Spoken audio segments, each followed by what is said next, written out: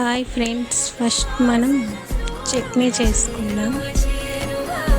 Oil వేసుకొని తర్వాత మిర్చి వేసుకొని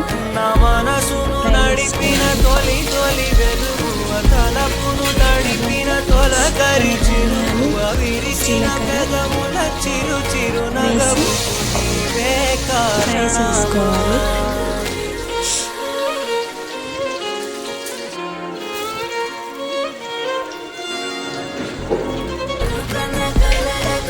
మిక్సీలో వేసుకొని మళ్ళీ ఆయిల్ వేసుకొని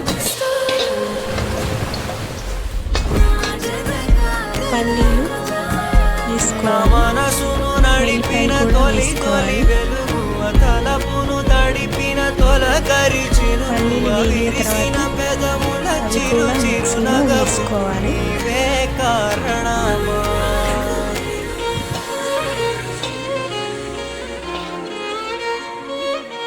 తర్వాత పుట్నాలు కూడా వేయించుకొని మిక్సీలో వేసుకోవాలి.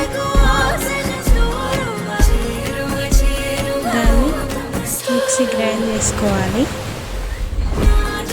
తగినంత ఉప్పు వేసుకొని గ్రైండ్ చేసుకోవాలి.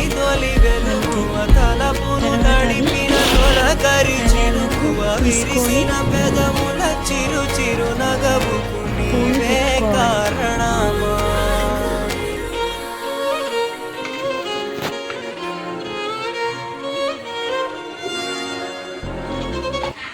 జీలకర్ర, ఆవాలు, పసుపు, కరివేపాకు వేసుకొని పోని వేసుకోవాలి చట్నీ.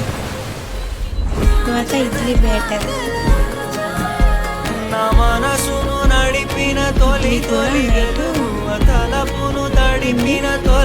పట్టుకొని పెట్టుకోవాలి. దాన్ని ఇట్లా వేసుకోవాలి. కుక్కర్లో వాటర్ వేసుకొని నీళ్ళు మరిగాక ఇడ్లీ పెట్టుకోవడమే, అంతే, సింపుల్.